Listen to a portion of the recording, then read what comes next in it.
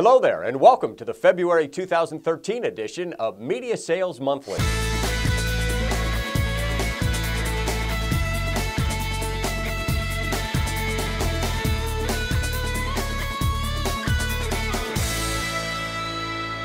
There's quite a bit of optimism among media sales professionals for 2013.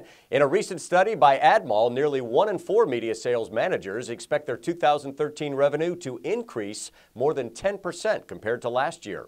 In fact, nearly 90% of sales managers expect to see some type of revenue growth in 2013. What's driving this anticipated growth? Digital and mobile advertising, with search engine marketing leading the way. The number of local sales organizations that are selling search engine marketing is up 28.5% from 6 months ago and 68.4% from a year ago. Banner ads, mobile advertising, email marketing, and online video are also being sold by more media properties this year compared to last. The only digital sector that's being sold less: daily deals. The main categories that will contribute to revenue growth are healthcare, retail, restaurants, and automotive. Healthcare will be particularly strong. 7 in 10 sales managers cite it as the hottest advertising sector in 2013.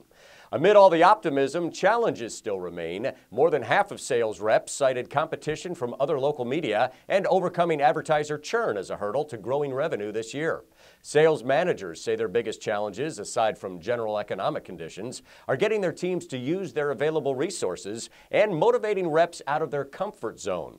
With the right tools, proper training, and focus on the most productive categories, 2013 will be a good year for media sales reps everywhere.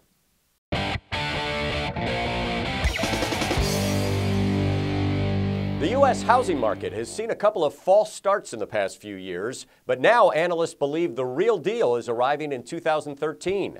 And it's not just number crunchers that see positive signs. Home builders are expected to create 967,000 new housing units this year.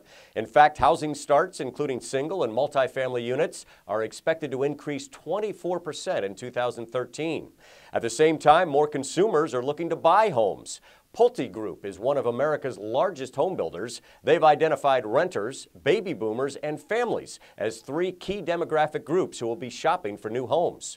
Renters are looking to buy starter homes. Over 60% of them say they want more space, and they believe homeownership is a good investment. For baby boomers with retirement looming, 62% want to buy a new home in the state in which they already live, and 32% want to be close to grandchildren. And more than 40% of current homeowners say they may buy bigger, anticipating that an adult child or an aging parent will move in with them. Media sales reps should start working now with realtors and local home builders to generate buyer interest as the spring buying season begins.